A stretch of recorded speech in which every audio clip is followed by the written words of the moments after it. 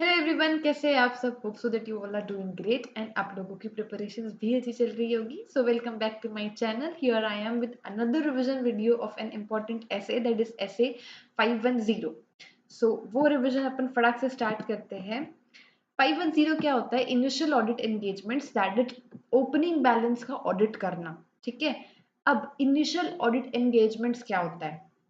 Initial audit engagement मतलब या तो आपका जो फाइनेंशियल स्टेटमेंट्स है, ठीक है, प्रायर पीरियड का वो ऑडिट ही नहीं हुआ था, या फिर किसी प्रीडिसेसर ऑडिटर ने ऑडिट किया था। सर, प्रीडिसेसर ऑडिटर क्या होता है? Auditor from a different audit firm. ठीक है, auditor from a different audit firm who audited financial statements of an entity in prior period। ठीक है, सो समझ आ गया इनिशियल ऑडिट एंगेजमेंट क्या होता है? या तो आपका प्रायर पीरियड के फाइनेंशियल स्टेटमेंट्स ऑडिट ही नहीं हुए हैं, या तो ऑडिट हुए हैं बट प्रीडिसेसर ऑडिट ऑडिटर से हुए हैं। ठीक है, इसका ये मतलब है कि अभी करंट पीरियड में जो ऑडिटर है उसका पहली बार फाइनेंशियल स्टेटमेंट्स का उस फाइनेंशियल स्टेटमेंट्स का ऑडिट करने वाला है। ठीक है, इसका क्या स्कोप है? Auditors responsibility relating to opening balances when conducting an initial audit engagement. पहली बार ये ऑडिट एंगेजमेंट वो परफॉर्म करेगा। ठीक है, तो ऑडिटर का क्या ऑब्जेक्टिव है? इस केस में ऑडिटर का ऑब्जेक्टिव है to obtain sufficient appropriate audit evidence about whether opening balance contain misstatements जो कि मटेरियली इफेक्ट करती है करंट पीरियड के फाइनेंशियल स्टेटमेंट्स को। ओपनिंग बैलेंस मतलब पिछले साल का क्लोजिंग इस साल ओपनिंग बन के आया, तो उस ओपनिंग बैलेंस में क्या कुछ मिस स्टेटमेंट्स कंटेन है जो इस करंट पीरियड के फाइनेंशियल स्टेटमेंट्स को अफेक्ट करती है। पहला तो ये, इसके लिए उसको क्या चाहिए? सफिशिएंट अप्रोप्रिएट ऑडिट एविडेंस चाहिए। Second case, obtain Sai, that is sufficient appropriate audit evidence about weather appropriate accounting policies जो कि रिफ्लेक्ट कर रही है आपके ओपनिंग बैलेंसेस पे हैव बीन कंसिस्टेंटली, जो अकाउंटिंग पॉलिसी आपके ओपनिंग बैलेंस पे थी, क्या वो कंसिस्टेंटली करंट पीरियड के फाइनेंशियल स्टेटमेंट्स में अप्लाई हुई है कि नहीं हुई है, और अगर कोई चेंजेस है तो वो अकाउंटेड और डिस्क्लोज्ड होने चाहिए as per applicable financial reporting framework. ठीक है, ये दो चीजों का उसको एविडेंस लेना पड़ेगा। ठीक है, अब obtaining sufficient appropriate audit evidence about opening balances by the auditor, इसमें क्या करेगा? वो डिटरमाइन करेगा कि क्या जो ओपनिंग बैलेंस है वो रिफ्लेक्ट करते हैं application of appropriate accounting policy. ठीक है, वही सेम बात। फिर वो डिटरमाइन करेगा कि क्या जो प्रायर पीरियड के क्लोजिंग बैलेंसेस है वो करेक्टली ब्रॉट फॉरवर्ड हुए हैं कि नहीं हुए हैं, कुछ गड़बड़ तो नहीं है ना।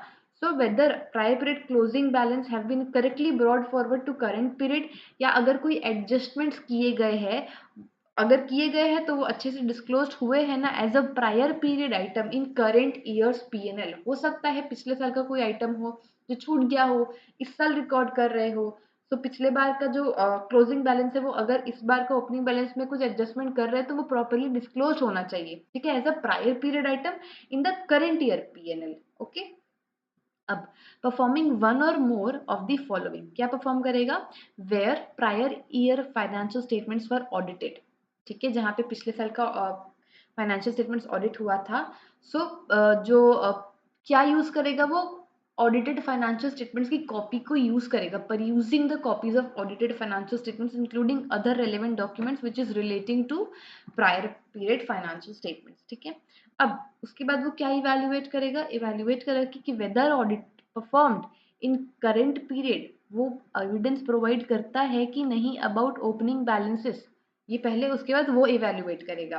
फिर performing specific audit procedures to obtain evidence regarding opening balances, तीन चीज परफॉर्म करेगा। सबसे पहले प्रायर ईयर का फाइनेंशियल स्टेटमेंट्स अगर ऑडिटेड है तो उसके ऑडिटेड फाइनेंशियल स्टेटमेंट्स को यूज करेगा। फिर वो इवेल्युएट करेगा कि क्या ऑडिट हमने जो इस साल परफॉर्म किए हैं वो ओपनिंग बैलेंसेस के कोई एविडेंस प्रोवाइड करता है। उसके बाद वो परफॉर्म करेगा specific audit procedures to obtain evidence regarding opening balances. ठीक है, ये भी नहीं हुआ तो वो इसलिए लिखा है कि स्पेसिफिक ऑडिट प्रोसीजर परफॉर्म करेगा। ठीक, अब प्रायर पीरियड फाइनेंशियल स्टेटमेंट्स अगर प्रीडिसेसर ऑडिटर ने ऑडिट किया है तो उस केस में क्या करना है? Sorry, when financial statements for preceding period were audited bye predecessor auditor, तो जो करंट ऑडिटर है वो सफिशिएंट अप्रोप्रिएट ऑडिट एविडेंस जो है वो ओपनिंग बैलेंसेस के रिगार्डिंग वो कैसे करेगा, किससे यूज करेगा? जो ऑडिटेड फाइनेंशियल स्टेटमेंट्स है उसकी कॉपीज को यूज पढ़ेगा एंड यूज करेगा। सेम चीज यहाँ पे लिखी थी, अगर पिछले साल ऑडिट किसी और ने प्रीडिसेसर ऑडिटर ने किया है तो उसकी जो ऑडिटेड फाइनेंशियल स्टेटमेंट्स है उसकी कॉपी यूज कर लेना, ठीक है। फिर जो करंट ऑडिटर है कैन प्लेस रिलायंस, वो रिलाई कर सकता है क्लोजिंग बैलेंसेस जो कि फाइनेंशियल स्टेटमेंट्स में कंटेन है for preceding period, except when during current period, जो पॉसिबिलिटी है मिस स्टेटमेंट्स की ओपनिंग बैलेंसेस में वो ऐसी कुछ इंडिकेट हो रही है, उस केस में वो क्लोजिंग बैलेंस पर रिलाई नहीं कर सकता, ठीक है। सी, अब क्या एग्जाम्पल्स, जैसे एक है, अगर क्वेश्चन में पूछ लिया, इसका पूछता है कभी कभी सी की procedure for opening inventory, opening inventory के ऊपर आप क्या प्रोसीजर अप्लाई करेंगे।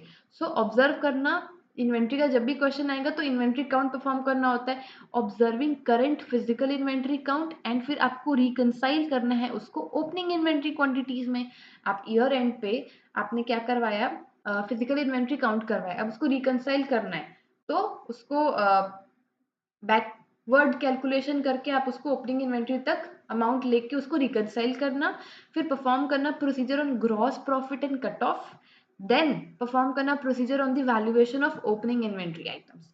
तो ये तीन चीज परफॉर्म करना for inventory count for opening inventory, ठीक है। अब अब बात आती है modification in predecessor auditor's report. अच्छा, प्रीडिसेसर ऑडिटर्स के रिपोर्ट में कुछ मॉडिफिकेशन है, अगर कोई मॉडिफिकेशन है in the predecessor auditor's report shall evaluate the effect of matter, फिर ऑडिटर क्या करेगा, उस मैटर के इफेक्ट को इवैल्यूएट करेगा जिसके कारण उसका जो प्रीडिसेसर ऑडिटर का जो ऑडिट रिपोर्ट है वो मॉडिफाई किया गया था, तो उसका इफेक्ट हम देखेंगे करंट पीरियड की फाइनेंशियल स्टेटमेंट्स में तो नहीं पड़ रहा है ना। अगर modification is relevant and material to the current period financial statements, auditor modify कर देगा ऑडिटर का opinion on the current period financial statements as per S 705, ठीक है।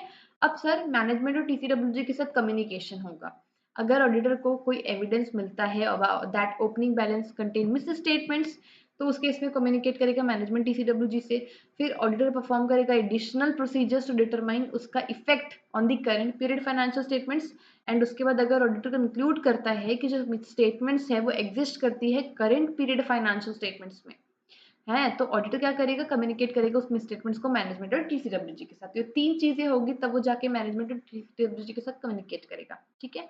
अब consistency of accounting policies which is related to opening balances, हम लोग ऊपर पढ़ते आ रहे हैं कि अकाउंटिंग पॉलिसी जो ओपनिंग बैलेंस पे वो कंसिस्टेंटली इस करंट पीरियड पे भी अप्लाई हो रही है कि नहीं। अगर ऑडिटर कंक्लूड करता है कि जो करंट पीरियड की अकाउंटिंग पॉलिसी है it is not consistently applied in the opening balances as per financial reporting framework, है ना, एंड जो चेंजेस है in the accounting policy is not properly accounted और डिस्क्लोज भी नहीं किया है, चलो कंसिस्टेंटली अप्लाई नहीं उसको डिस्क्लोज तो करो बट वो भी नहीं किया है, तो ऑडिटर इस केस में क्या करेगा, क्वालिफाइड और एडवर्स ओपिनियन देगा एज पर 705, ठीक है।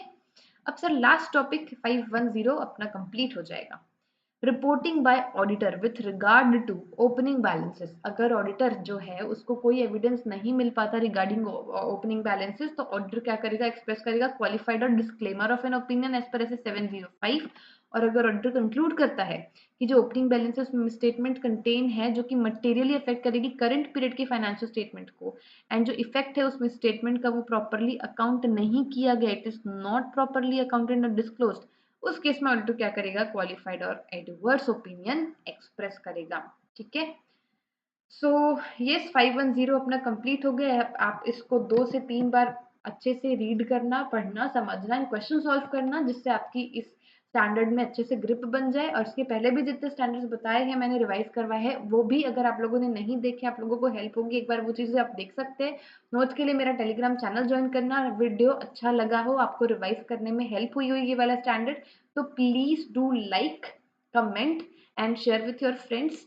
एंड ऐसी और आगे कुछ वीडियोस आएगी, सो उसके लिए प्लीज सब्सक्राइब करना। सो मिलते हैं नेक्स्ट वीडियो पे, till then all the best, thank you.